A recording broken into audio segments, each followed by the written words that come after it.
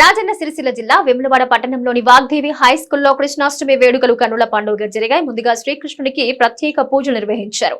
విద్యార్థులు సాంప్రదాయ దుస్తులు ధరించి ఉట్టికొట్టే వేడుకల్లో పాల్గొన్నారు.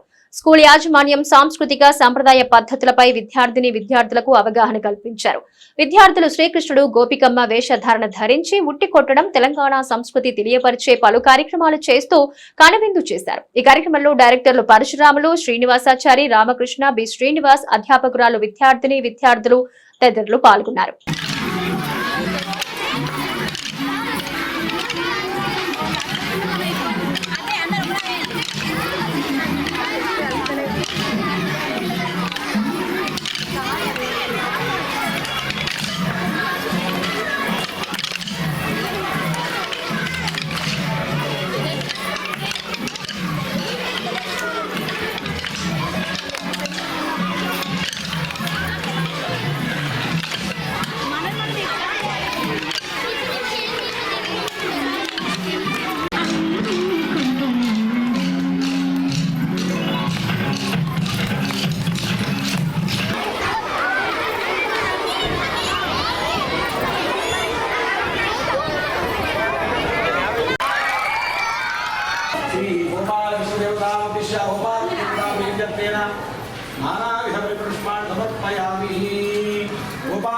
వాగ్దేవి పాఠశాల నుండి మేము ఈ కృష్ణాష్టమి వేడుకలు ఘనంగా జరుపుకుంటున్నాము.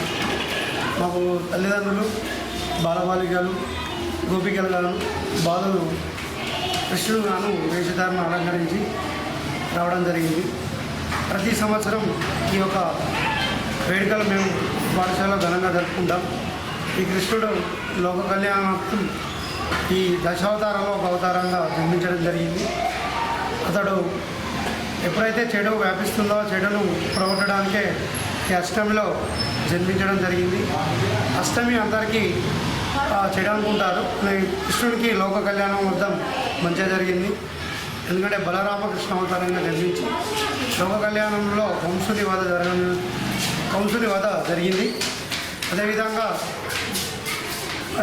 అస్కలిక బ్రహ్మచారిగా అంటే అందరు 16,000 మంది గోపికలు ప్రేమించబడడం అంటారు, కానీ ప్రేమించబడ్డాడు కానీ ఎవరిని అతను అస్కలిక బ్రహ్మచారిగానే ఉండడం జరిగింది. దానికి చిహ్నంగానే ఈ నెమలి పింఛం ఉండడం జరిగింది.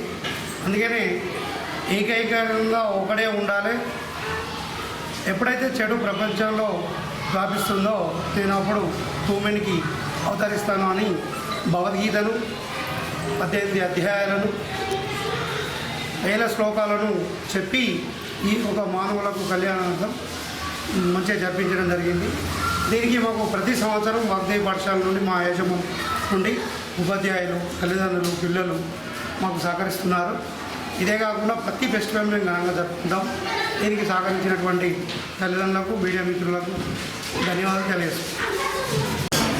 Today in our school I am celebrating Krishnashtami celebrations. I am so happy to participating in this program. In every year we are celebrating this program in this school, Vaagdevi High School. Thank you.